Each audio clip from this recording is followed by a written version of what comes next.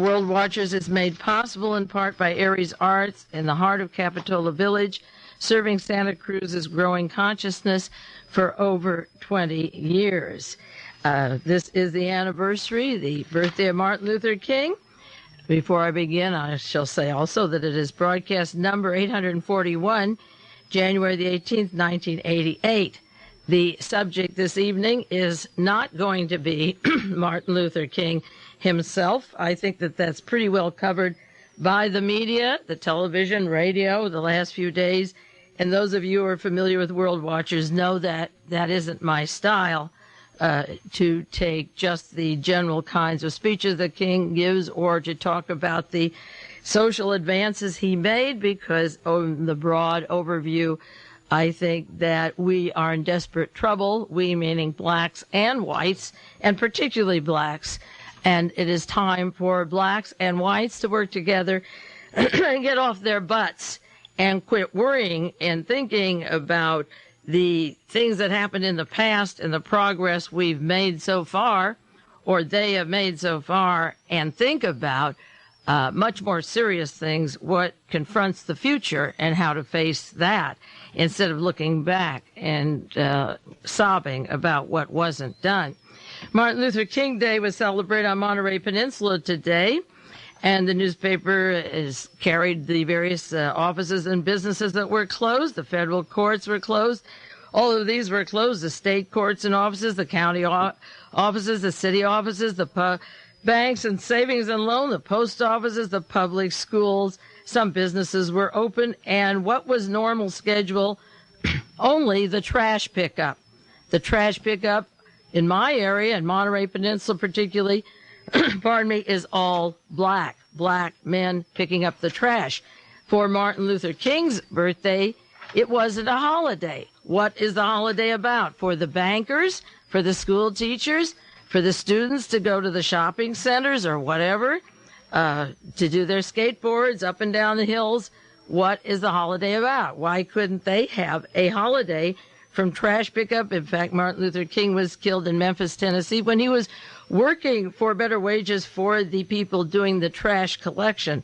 But isn't it ironic in our own community that the people who work today were the black community picking up our garbage just as they have done for many, many years, and this holiday should have been one that they got the day off. Martin Luther King's son, Martin Luther King III, said, over the last 8 years, racism has grown in this country. I don't want to say it's just because of the Reagan administration's policies, but that's part of it. Well, you better believe that's part of it. Also, I might say that Martin Luther King's son might sit with mommy and ask about Ryosha Sasakawa, the Japanese war criminal, the man who describes himself as the lover of fascism, the great fascist. Last year, Mrs. King gave him the Martin Luther King Award. He was the man behind Reverend Moon.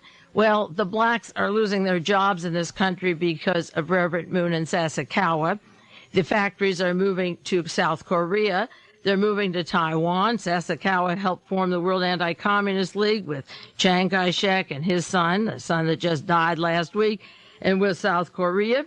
Our businesses are over there in Taiwan and South Korea and move to the Philippines. The Philippine nurses come in and literally take over all the hospitals in America. There are very few black nurses anymore, or nursing schools. There are plenty of them in the Philippines, hundreds of them. Disneyland is closing their animation studios and moving to Taiwan. If you want to buy a present for somebody, it comes from Taiwan or Hong Kong or South Korea, the home base of Reverend Moon and Sasakawa, Ryosha Sasakawa.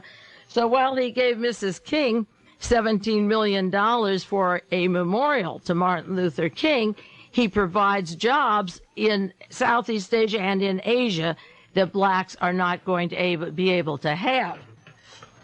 Martin Luther King wanted a fair wage and a high wage or a decent wage for black workers. But you don't get a wage if there's no factory here. And when you take the factories away, what have you got? And what did Ryosha Sasakawa, he's still alive at 91, provide? They've encouraged our businesses and factories to leave this country and go over to other countries. And so the blacks have less jobs if you close up these factories and move them overseas. If a man like Martin Luther King wants fair wages for black people, and they've been substandard certainly for years, there certainly must be some people that follow what he wanted in stopping the domestic policies of shipping our factories and the things that we make out of the hands of the people who could be employed in this country and have a good way to earn a living instead of being forced to traffic and deal in drugs or live substandard kinds of levels. Now, there are problems for blacks that people don't address themselves to during the year. I don't hear it very much, and I talk about in the air all the time, whenever it comes up, that are important as what Martin Luther King wanted. When he was killed, you can be sure that the powers that be killed him and blew his head off because they thought he had gone far enough and had plans for doing other things to push his movement or those like-minded people backwards for a long time. There's an article, October 17, 1985. I just pulled about 3 of them out to make the point. Why blacks are less healthy and die younger. A study of there are more than 18,000 excess deaths among blacks due to heart attacks and strokes compared with that of the whites. And Margaret Heckler from the Reagan administration is describing their poor health care and how a tremendous percentage die younger. Another San Francisco Chronicle, July 1st, 1980, the puzzle of race and cancer rates. Blacks get cancer more than whites and more than Hispanics and Asians, and they're studying the overall white cancer rate to see why blacks get cancer. When the SLA was created by the CIA, and there was this food program which specified getting chicken and poultry from Safeway, I wrote an article and had on the air the question of are these chickens the one that was the kind that were sent from Mississippi to the school programs of blacks in Chicago and up in Detroit for the poor black children that had dioxin that caused cancer. There was actually an expose of chemicals that cause cancer in poultry that was being fed to young black children, small children. Now they'd be old enough to have that cancer. It doesn't just happen overnight. You know, people who put their children in cribs that have lead in the panes, there's people get cancer when they're 20 and 30 years old. They can chew the edge of the crib and appear safe, and then 23 years later, 30 years, the cancer begins. And I wondered about the cancer in Contra Costa County and up in Oakland when the SLA was throwing chickens at these people, if those were chickens with dioxin. And many cancer articles are out about the rates of blacks having cancer and being not less able to cure it than whites. This morning's paper had an article, Soviets spreading lies about the United States again. And Mr. Wick of the U.S. Information Agency is complaining that the Soviets told us they wouldn't have disinformation. But in Africa, there's articles that the United States has chemical weapons that came from Fort Detrick, Maryland, bacteriological weapons, and that they're testing them in South Africa, and U.S. officials are incensed by allegations that the United States is developing a biological weapon designed to kill individuals of a particular ethnic group or race, and similar reports have come out about the United States periodically. And this one report came out of Ghana January the 9th, and they mentioned a doctor, and the TASS had an account about a Richard Ambrosio went to Fort Detrick September 5th, 1986, and described laboratories engaging in bacteriological weapons, gene engineering, military applications of these kinds of things. Mr. Charles Wick was incensed. Well, I went right to my book, The Higher Form of Killing, and in my files on ways to die and ways to kill blacks and minorities. I have other articles, but it's easy to get the book, The Higher Form of Killing, and this is on biological warfare. And in it, just one example, page 176, 3 German nerve gases, names of gases and poisons, were sent to Great Britain. The Nazis concentrated these particular gases and used them, and then in Great Britain they put them together and made nerve gas shells, and then they took them and tested them in Africa, in West Africa. They took them out of Great Britain from Porton Down, where they developed the weapons, and they did their testing for these weapons in Africa. That's why I keep talking about the Cameroon Lake and the neutron bomb that I believe was tested at Cameroon at the time of those explosions. Also in Higher Form of Killing on page 240, it says, man's increasing understanding of the delicate mechanism which makes life possible may also solve the problem how to design a weapon which will kill an enemy while leaving friendly troops unharmed. In particular, military scientists are rekindling their interest in ethnic weapons designed to affect only selected racial groups.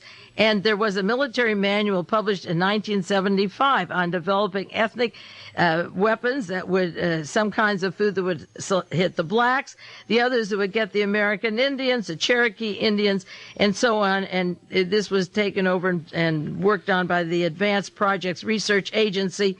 And Charles Wick and the U.S. Information Agency say, how dare you say that we're doing this? And there are warnings from Ghana and from the Soviet Union that out of Fort Detrick, Maryland, that these things are happening. And then one of my favorite quotations out of that book that David Emery uses so much is the part that in 1962, 40 scientists got together studying Army biological warfare, and they worked full-time on genetics research, and the implications were specific. The Department of Defense said within the next 5 to 10 years it would be possible to make a new ineffective microorganism which could differ in certain important respects from any known disease causing organisms. Most important of these is it might be refractory to the immunological and therapeutical processes.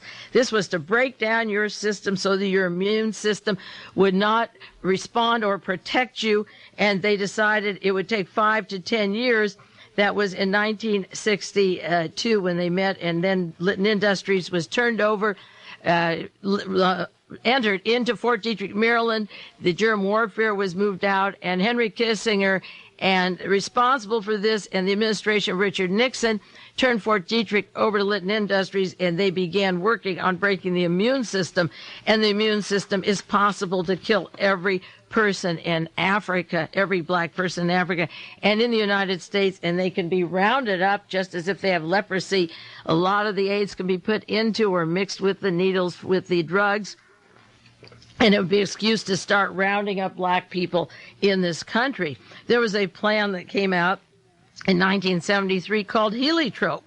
The target was a few years later, but the idea was that the CIA and the Green Berets would work hard and find a way to create a plan to take over the United States, and the plan would be to round up all non-white peoples and eliminate them. And no person who's more than 1/4 white will be able to survive. It will be the extinction of all Mexicans, Indian Americans, Latins, Orientals, and mixed people. And this heliotrope was one of the plans the government had that would make the 8 million in Germany look minute. Now, last year on the anniversary of Martin Luther King's birthday, I talked about how the FBI had harassed him and coaxed him to wipe himself out, and he wouldn't do it, killed himself. And then I read the King Alfred plan on the air, and I do this every few years. I read that entire King Alfred plan. It's only 2 pages on Pacifica just about 2 months ago with Barry Scott's program. And this came out of the National Security Council, the plan I have.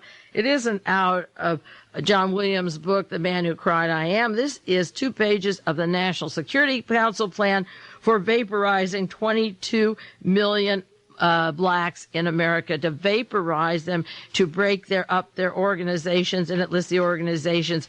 If you want that tape, and all tapes are available at past broadcasts, that was broadcast 789, January 19th, 1987. And after I had that on the air on the anniversary of Martin Luther King's birthday, We learned that was just last January, and then the Iran-Contra affair opened up, and then Ollie North's secret government and his secret team with Richard Secord and Albert Hakim and Theodore Shackley and that gang of horrible people began to be revealed during the summer. And then the Miami Herald had an article July 5th, which I shared with you, about Mr. Gufrida, the head of the Federal Emergency Management. And Mr. Gufrida had studied at Carlisle, Pennsylvania with the War College in 1970, then moved to California to work with Ronald Reagan and the Defense Department with Ed Meese.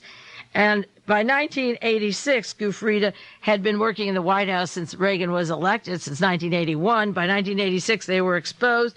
And Miami Herald has a long article dated Sunday, July 5th, 1987, that Mr. Gufrida's plan, and he worked hand in hand with Ollie North. North was part of the Federal Emergency Management, was the relocation of 21 million American Negroes. That's the National Security Council in 1986, and that the other was the National Security Council document 20 years earlier. These plans were being drawn up, but it was the same plans. Actually, 1969 is when, or 68 is when the other first came out. But it's the same plans. It's the same amount of people. It's the same people that the government wants to wipe out completely. 18 years difference, but Mr. Gufrida and FEMA are still around, even though he resigned or was kicked out of the federal emergency. He's just a hair's breadth away, and Ollie North is still in the Defense Department. Now, in lieu of Martin Luther King's birthday, there is a long article I've been wanting to share on the air, and I decided to read sections from a book that came out written by James Earl Ray instead. But I want to mention this long article and maybe put it on the air for you next week or the week after. It came out in 1983, March 21st, 1983, and it's about a collection of people who work together with organized crime, Robert VESCO, the Mafia, Michele Sindona from the Vatican, the Argentine military junta, and the James Earl Ray story fits into this overall plan. These are the mastermind people that take the cash and take it out of banks. Sindona is dead now. The $45 million out of the Franklin National Bank is in the hands of some good fascists, we can suppose. And this long article is about a lot of missing money that took place at one time. It's about Robert VESCO's $60 million. Well, Robert VESCO's attorney and advisor is Kenneth Bialkin. Bialkin was at the White House for dinner when Mr. Gorbachev was here. This last month, Kenneth Bialkin is a partner in the law office of Wilkie Farr and Gallagher that represent Mr. Willard Zucker over there in Switzerland, that carries the money for the secret team, for the Security Council, for the National Security secret operations, so secret that even the Defense Department isn't supposed to know about them. They also represent Robert VESCO. And this VESCO connection to organized crime, to the Knights of Malta, to the Nazis, the group that tried to take the island of Dominica. He's a partner with Carlos Leder Rivas, the fellow from Colombia who has the statues of Hitler around. These are not nice people. VESCO's millions are described in this article. And Michele Sindona, as part of the P2, that genocidal group, the Vatican banker working with Licio Gelli.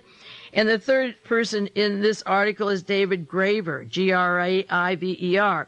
It's a long story which I outlined and I'll share with you. Graver took $40 million from the American Bank and Trust Company, and the bank was started by Avril Harriman, the same Avril Harriman whose wife Pamela was taking Reza Gorbachev around Washington, D.C., and Harriman was close to the Soviet Union. His wife is close to the Soviet Union. It's scary that these people have these alignments. These are fascists who have alignments with the current government of the Soviet Union. David Graver took $40 million from the American Bank and Trust that was originally formed by the Harrimans, and he took this money and disappeared on an airplane. They believe that there's a controversy of whether he really did die in an airplane crash. He was supposed to appear in court, and a week before he appeared in court, this plane crashed, and goodness knows where the $40 million is. And this money that he took, Graver's money, led to the Sterling Bank and the attorney for Sterling Bank, of course, is Arthur Lyman and Simon Rifkin, the very investigators for the Iran-Contra Committee. And what I'm leading to is that all of these people are tangled into the murder of Robert Kennedy, Martin Luther King, and John Kennedy. And I'm going to talk about King tonight because it is the anniversary of King's birthday. But the David Graver story is important because James Earl Ray, who's been in prison now for 20 years, has seen pictures and recognized Graver. A few years ago, I had this on World Watchers 10 years ago before his book came out. He recognized David Graver, who travels with the likes of the Willard Zucker, Robert VESCO, MICHELE, SINDONA, and the heads of the Mossad. Graver employed RAOUL, R-A-O-U-L, the man that James Earl Ray was to meet in Montreal, who gave him the money to go to different cities. Ray had never been to Memphis, Tennessee in his life, who had him there the day that King was killed, and he was framed. He didn't shoot Martin Luther King. These other teams behind the scenes always do the killings. James Earl Ray is in prison, serving time, and Graver had hired RAOUL and made the arrangements. And when James Earl Ray was traveling in Mexico and then to Los Angeles, he went on New Orleans to meet RAOUL, and RAOUL was making all the contacts and getting the gun and putting it in a location and having him in Memphis and being identified as later the fall guy for the assassination. And James Earl Ray has sat in prison and gotten books and Freedom of Information material to study how he got entrapped. And how he got entrapped is our problem as well as his problem, because that's the world we live in, and we have to face that world and live with what they bring us in the future. And these people have these continuous plans for our future. The New York Times, December the 11th, 1978, had an article, Did Air Crash Kill Banker? A fraud indictment says no. And this is the evidence that David Graver switched planes and that a plane blew up in Mexico, and he disappeared with the $40 million. And at the time, he was the masterminding of another $50 million scandal. Some say 40, the others 50. He was supposed to appear in court, and the investigation of the airplane and the parts of the airplane, I won't go to the discrepancies now, but they didn't believe that he was on the plane. The Washington Post had an article, Death of Wheeler Dealer Raises a Question of Fraud. I'll give you the dates because you may want to go to the search part of the library. Many of you listen to the broadcast and go and look up these articles. This is San Jose Mercury and Washington Post, November the 5th, 1978. A picture of Graver. Now, it was James Earl Ray sitting in prison who found out his real name is Mr. Gitnach, Gitnach. Mr. David Graver, always known as Graver, went between Argentina with the Nazis in Argentina, the junta down there, and took money from the radical left. They gave him $17 million because they thought he would come to the United States and help them, and he simply stole their money and put it with his other money, then took $50 million out of the American Bank and Trust. And like Robert Bresco and Frank Turple, or that Mike Ricari that I talked about last week, these people are floating around with just about unlimited money. Now, the thing that I wanted to share with you this evening is pertinent to what I've been talking about for the last few weeks since the end of October, the middle of October, which is the occult and the control of the occult in our country, a subject which I barely studied. I have books on Hitler and the occult and have read them, but had never made the connection. Either I didn't pursue it enough or there wasn't enough evidence,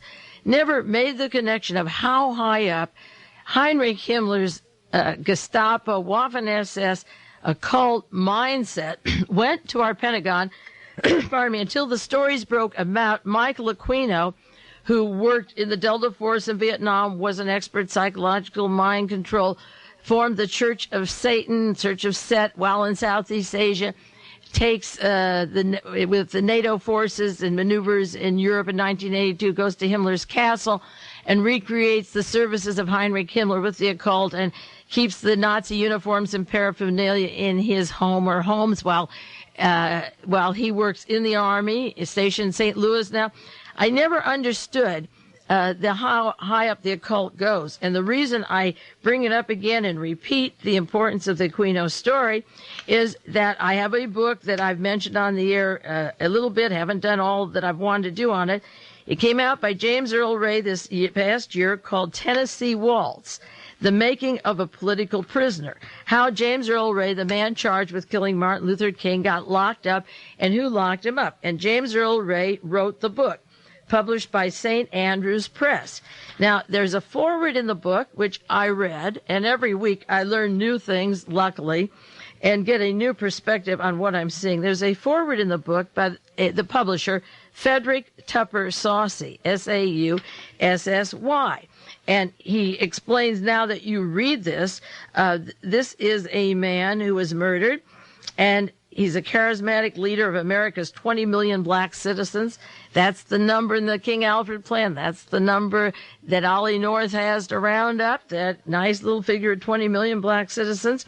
And he said, let me warn you, this book isn't pleasant. The foreword said, it may threaten you, it may discourage you, but gives you a story of James Earl Ray and how James Earl Ray collected all of his manuscript and worked on himself, putting together for 6-7 years from 1980 to 86, a manuscript of 300 typewritten pages.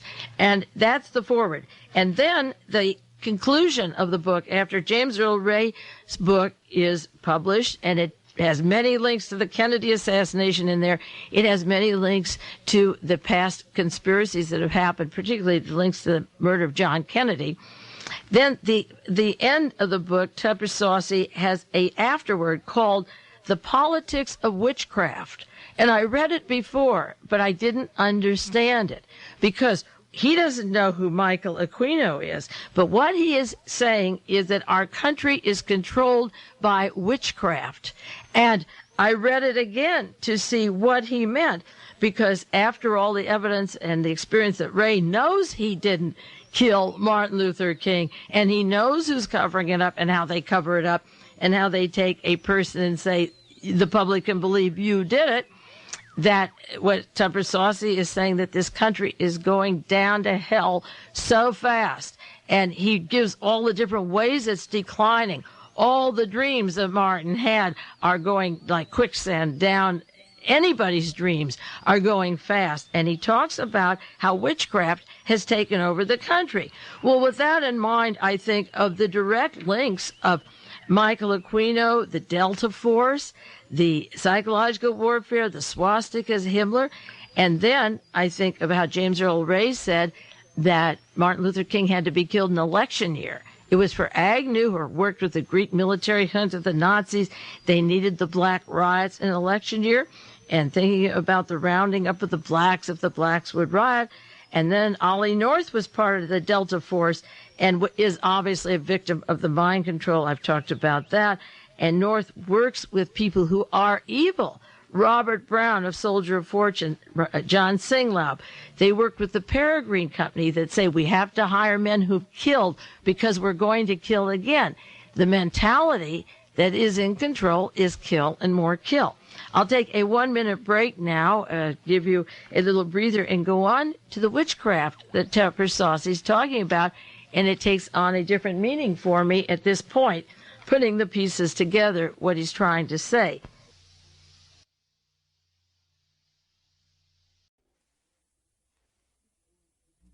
This is the second part of World Watchers. It's Mae Brussell, in case you picked it up in the middle, program number 841, and I'm talking about a man who's been charged with killing Martin Luther King. And the reason I talk about him now and not about King is that these people didn't stop doing evil. They weren't satisfied just to kill King.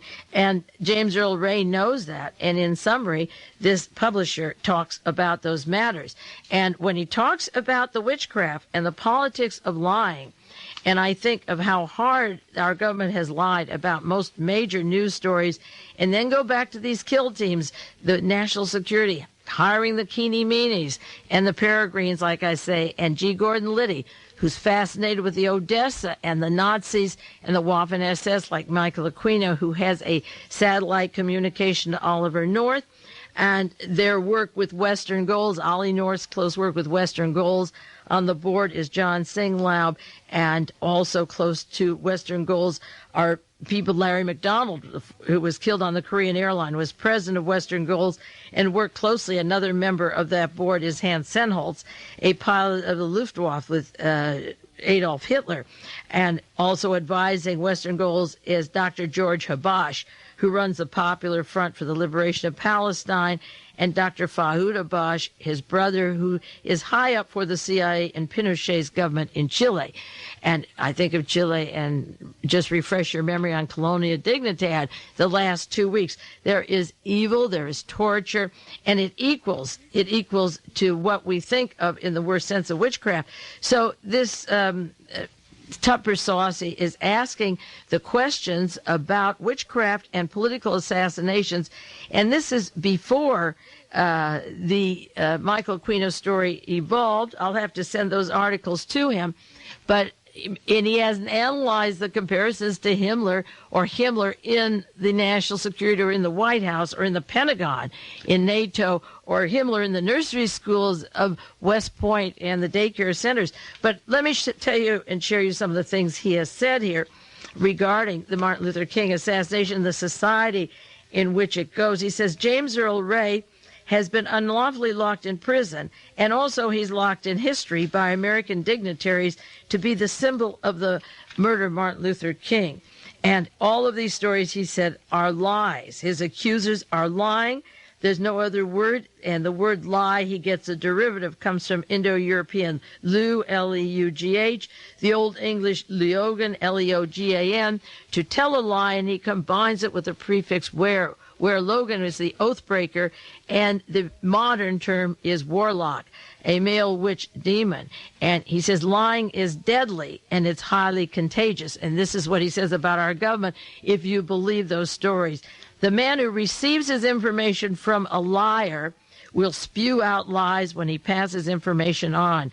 When you have liars trained in the demonic arts of controlling the highest seats of your governmental authority, you have liars controlling the information channels.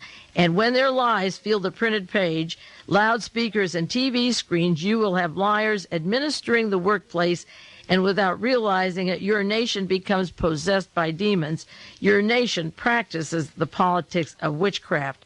A liar's fortunes are cleverly established on pretenses of virtue that he is meaning well, and in a lying society, murder is an acceptable alternative to radically changing one's views.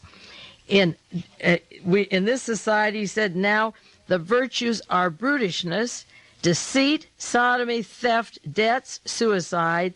He is the most menacing and monstrous, is the one who's most popular. The most popular liar now rules. The Oscars and Emmys are political elections, and our elections go to the best impersonators, while the Grammys and centerfolds go to the best seducers.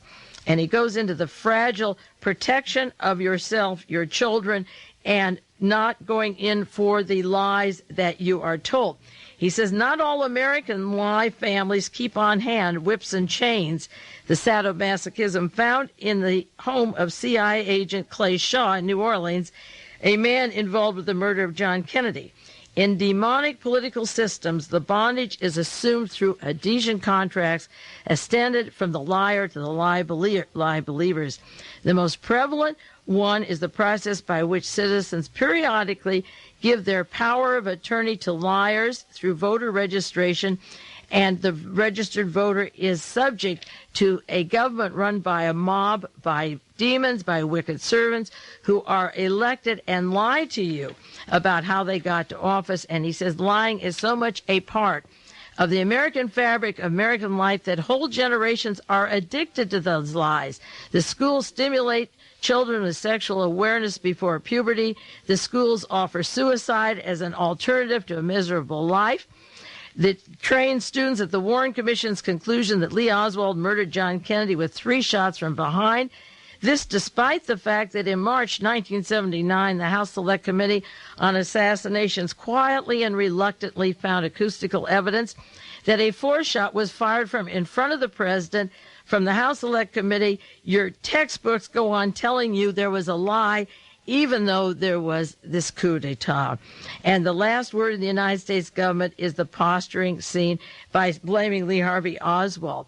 When liars rule, murderers go free. And he mentions the fact of Martin Luther King, that the consciences seared with the hot irons that killed King brothers, the Kennedy brothers, John Kennedy, Robert Kennedy, and Dr. Martin Luther King. Those liars and the lie believers, if you believe all that, who make and enforce law in the United States are given protection, privilege, amnesty, and nobility. The real killers are honored and awarded. When these liars rule and the murderers go free, what do you have? Have you heard about the Indianapolis sacrifice tape? And all of this is true.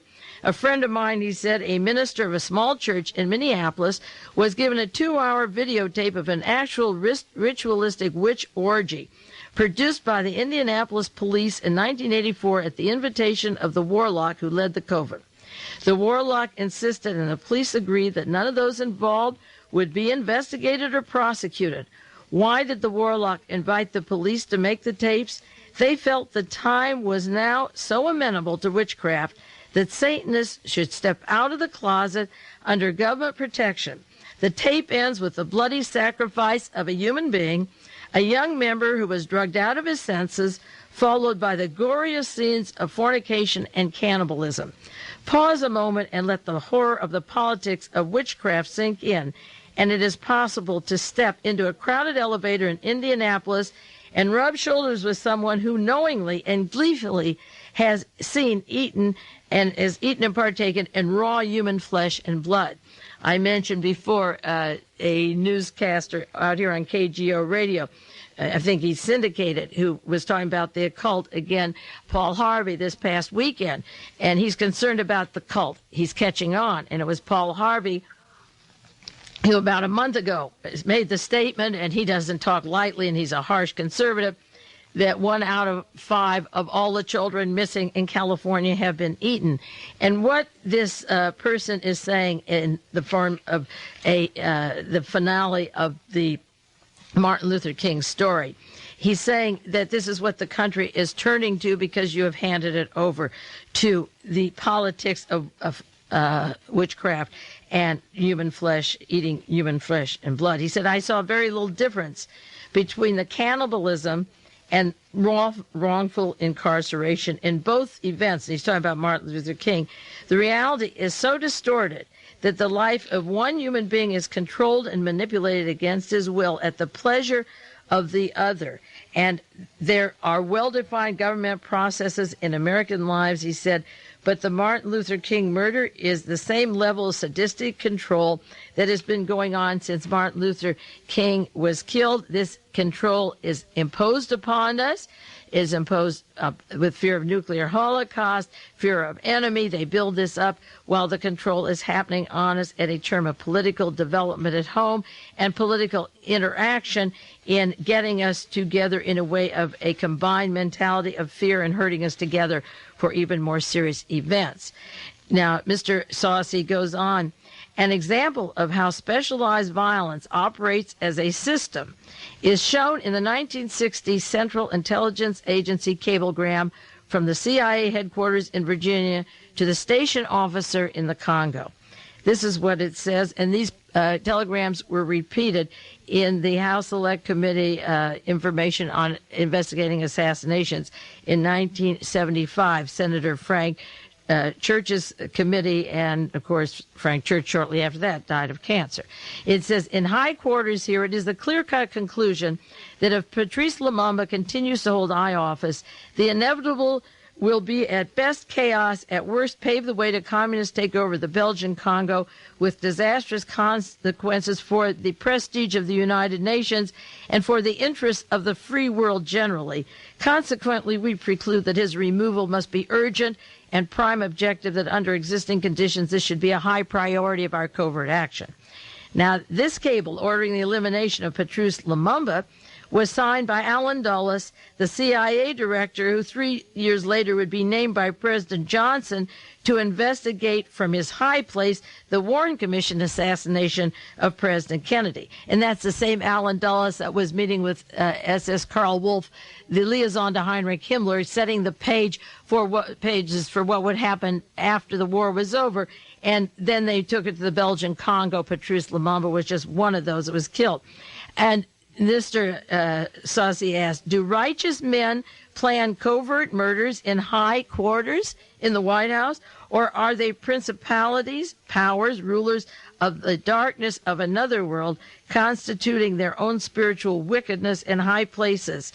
In October of 1977, in the Rolling Stone, Carl Bernstein cited CIA documents reflecting in the past 25 years up to that time, 400 of America's leading communication resources, including NBC, CBS, ABC, Associated Press, United Press International, Copley News, Hearst News, Time, New York Times, Newsweek, received payments, mainly in cash, from the CIA officials in exchange for publishing material designed to keep certain operations covert, hidden from the people and the operations, such as the Martin Luther King assassinations.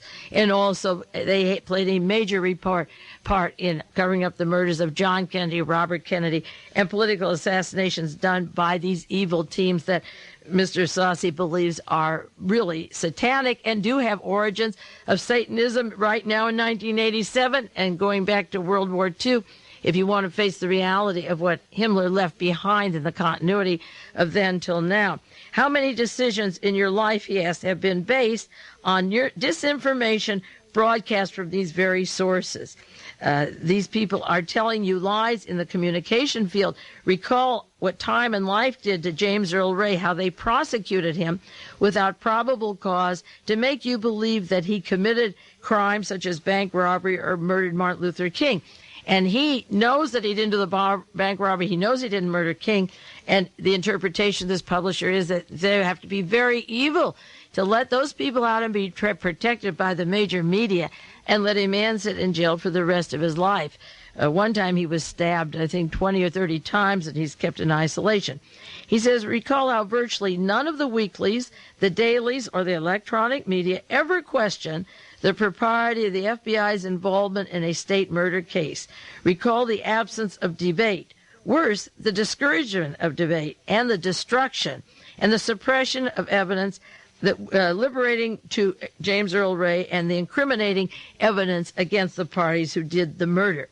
If you wonder how Dr. King's murder might have assisted political development, recall how the unpopular dictatorial Civil Rights Bill of 1968 lost most of its steam in the House during March of 1968.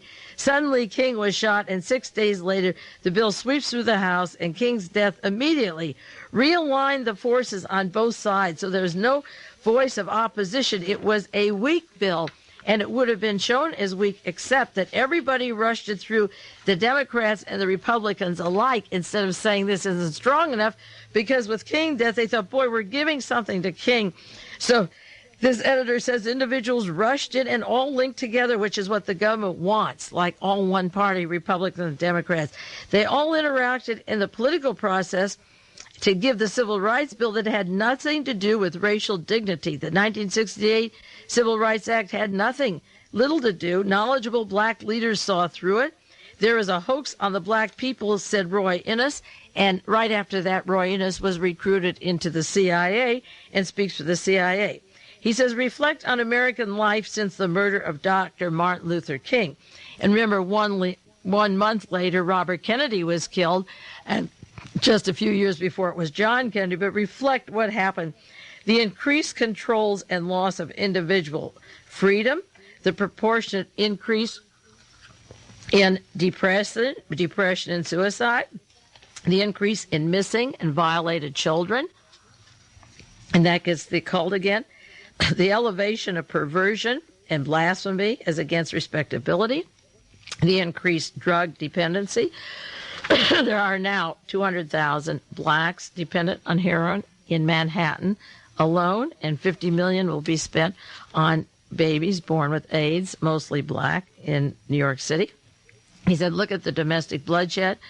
White it says the only way things are getting better is in motion picture and in fiction, in magazines and TV, for the lives of celebrities and rulers. Have the political developers paid all the communication media to weave the spell like Phil Donahue, who recruits you into witchcraft by offering you a choice of agreeing with a transvestite or a child molester?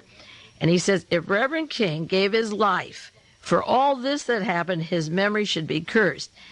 And if his memory is enshrined in a federal holiday and celebrated by the lying rulers and the wicked servants who killed him, then the holiday is cursed, because it is not King's life they celebrate, but his death. They are laughing. King's death is their handiwork. And again, I read to you, the banks, the teachers, particularly the banks, the savings and loan, and the government offices they closed, he says they're laughing. King's death was their handiwork, and they display it proudly. And all those who honor it are lie believers drinking the blood of black mass, if you believe that this is a time for blacks to celebrate, or whites either. He says, I have knowledge of a famous and beloved country music star who was asked to donate money for flowers to Mrs. King at the time of the funeral. They asked him. He said, I wouldn't give her 10 cents, but I'll give $100 to the defense fund of whoever shot him. And Tupper Saussy says, what a victory for Satan. A decision made upon lies by a man who makes millions of dollars in the music field. He will reward a killer with the money, if he has any. Is he any different than the Indianapolis politicians who eat human flesh? Is he any different than those people who believe the lies that we were told and hates King? And then Tupper Saussy says the message that Martin Luther King gave the day before he died, when he was in Memphis, indicated that he knew they were making offers to him to stop wanting to get out of Vietnam. He was talking against the war in Vietnam. The war is profitable to those employed and off-duty CIA people. 30% of the soldiers are black. He was beginning to speak out about inflation and monetary manipulation. And he was being an anti-war activist, besides wanting to raise the wages of the blacks. And Tupper Saussy and James Earl Ray believe that when he got to Memphis, they made a threat, either back down or you're going to get it. And the king knew he was going to get it, and he says he just said no to Satan when they gave him the offer, back away from what you're doing. He said, the speech of Martin Luther King, I got into Memphis, and some began to talk about the threats and what would happen to me from some of our sick white brothers, but I don't know what will happen now. We've got some difficult days ahead, but it really doesn't matter with me now, because I've been to the mountaintop and I don't mind. King said, like anybody, I would like to live a long life. Longevity has its grace, but I'm not concerned about that now. I just want to do God's will. And he's allowed me to go to the mountain, and I've looked over and I've seen the promised land.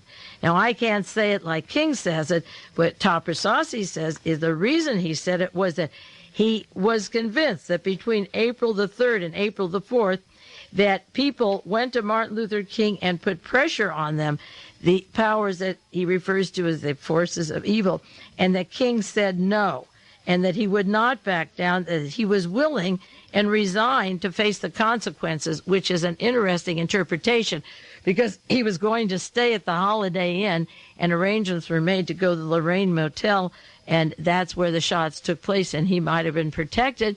And maybe the offer was, stay here or there and push him. They said, well, the blacks objected to his staying at Holiday Inn.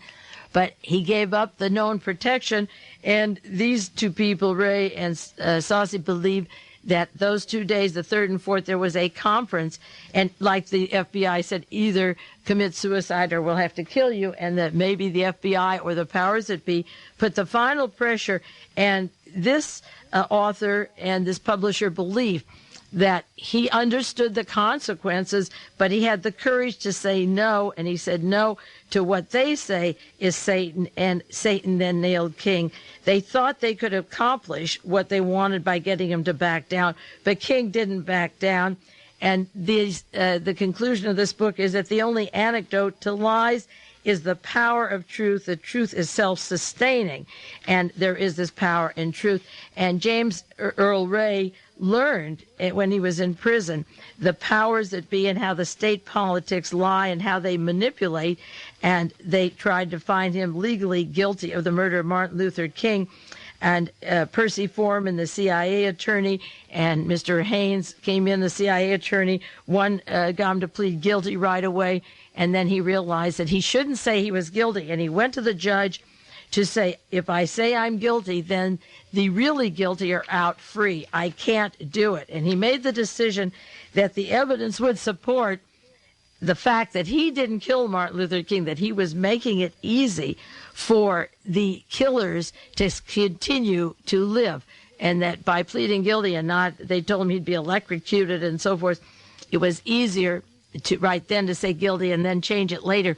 But he realized then what powers there were that would be enjoying the death of King and that would turn the clock back. And James Earl Ray was he had no great appreciation for blacks, but he realized what was going to happen. And according to this account and his reasons, it drove him to repentance, to realize that those big liars were out there and that he would have to tell the truth. And this part of the book concludes by saying King's death and Ray's imprisonment have taught us that covert action governments ruling in darkness are not interested in truth. How many of the politicians and journalists you trust informed you that shortly after the death of President Kennedy, the CIA established a domestic operations office at 1750 Pennsylvania Avenue, exactly one block from Lyndon Johnson's White House? The cover name for the headquarters was the United States Army Element Joint Planning Activity Joint Operations Group number 507253. Was this group involved in planning then the violence and riots that ended after the riots began, and the violence that followed the death of Martin Luther King, and the final these riots brought on other problems, race riots that could be the excuse for creating, and they were already in the process by 1970 of rounding up 21 million blacks, 20 to 21 million blacks. Was the plot to follow James Earl Ray from 1967, when he left prison in St. Louis, Missouri, to Montreal to take control of him with promises of wealth and freedom, and he almost had it. He was in London ready to fly to Rhodesia, and he would have been free. He was picked up just at that moment, the night Robert Kennedy was murdered. He went to Montreal. They said they would take control, give him wealth and freedom. He had no idea what was going to be committed. This plot was nurtured and hatched by the St. Louis field office of the FBI under the direction of William Webster, our current director of the CIA, William Webster, who later, as Judge Webster, desperately tyrannized John Ray, James Earl Ray's brother. And when the book was written, Judge Webster is going to be nominated as director of the CIA. These questions about Webster and time and life in the major media make you want to ask about the CIA and cash and favors that happened.